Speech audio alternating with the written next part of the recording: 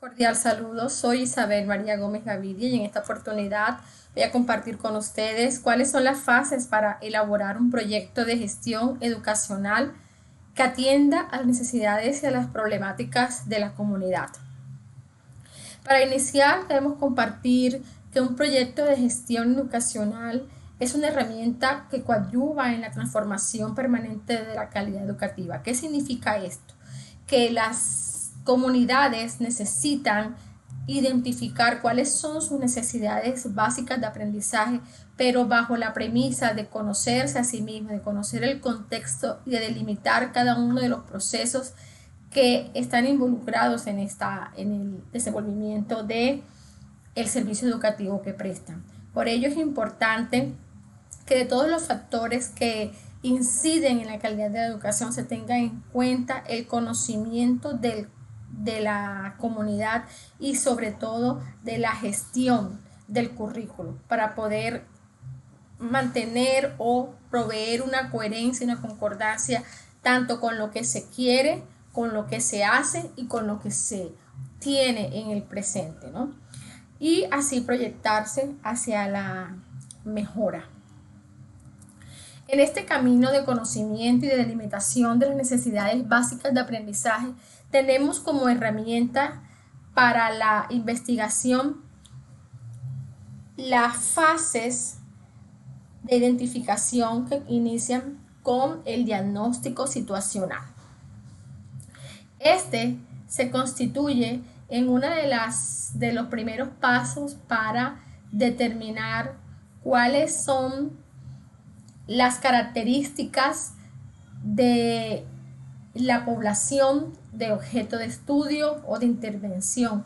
También cuáles son los referentes curriculares nacionales de calidad con los que se cuentan, que nos ayudan a tener información y datos relevantes sobre los resultados de evaluaciones nacionales, los proyectos, los cursos, los ciclos, el sector de aprendizaje, el ámbito en general en que se encuentra el establecimiento educativo.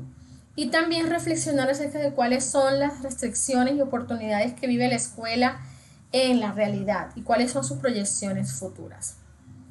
También describir brevemente cuáles son las características del clima organizacional y de cómo se relacionan los diferentes miembros para la intervención y el cambio. Un segundo paso es la formulación y problematización de las propuestas. ¿Qué significa esto? Que es necesario tener claridad al respecto de cuál es el problema que se va a abordar y de qué manera vamos a priorizarlo para intervenirlo.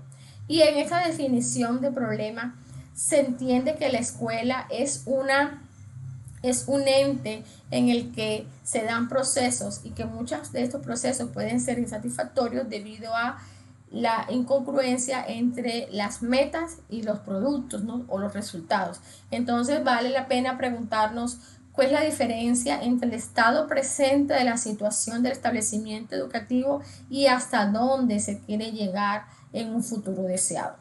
Otro elemento es el análisis y la justificación del problema, es decir, identificar las causas y los efectos, lo que es más frecuente, lo que es más urgente para cambiar, cuál es el daño que causa la acción o la omisión de estos elementos, cuál es el nivel de retraso que está implicado en ello, el número de la población afectada, la carencia que más sobresale o qué importancia tiene al resolverlo.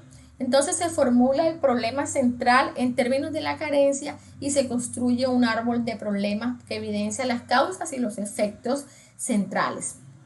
Luego se pasa a la fase 3 en este caso, ya que estamos omitiendo el marco metodológico y el marco teórico, ¿no?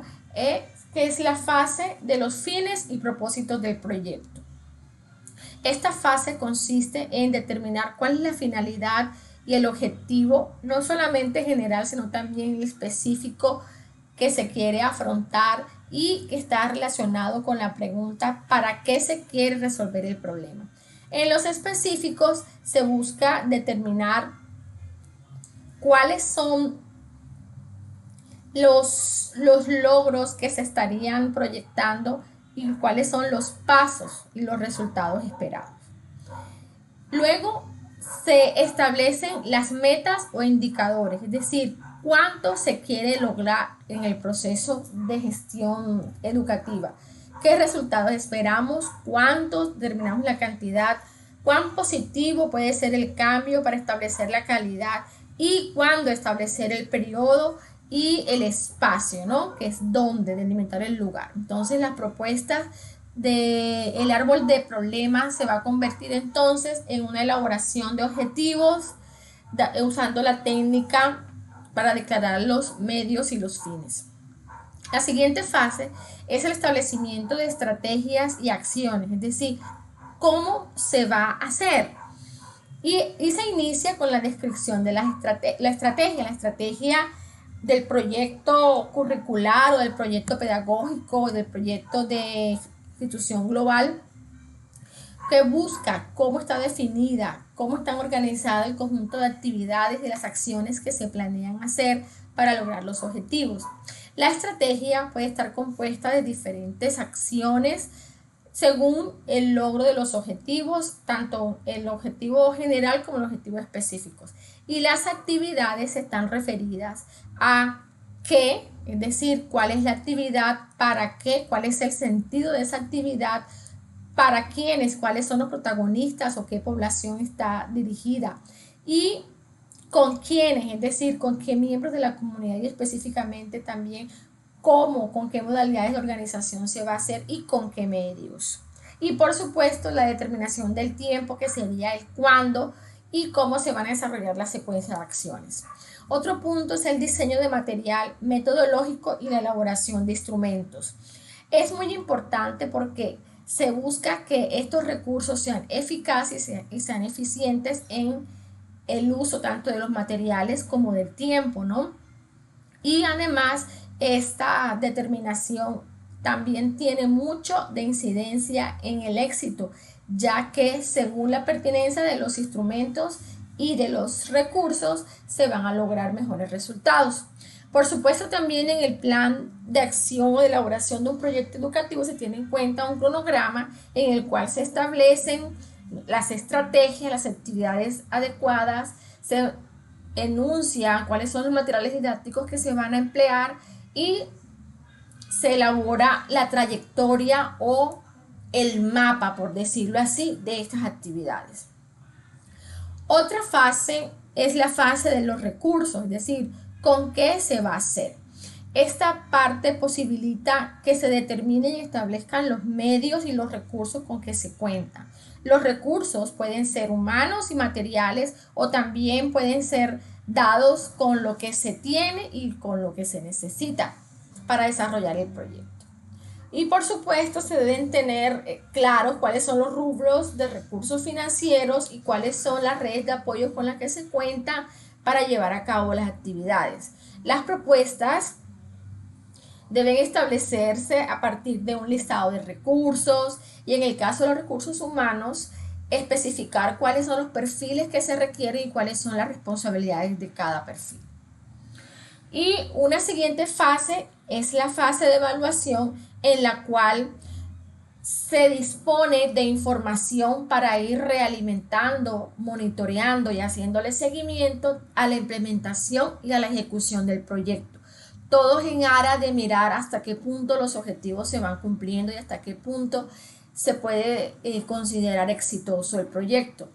Los propósitos de evaluación son muy importantes y aquí también es muy importante determinar los aprendizajes específicamente de la gestión con los estudiantes. ¿Por qué? Porque de todo proyecto o gestión educativa lo más importante es eso, el aprendizaje de los estudiantes y lograr los objetivos específicos.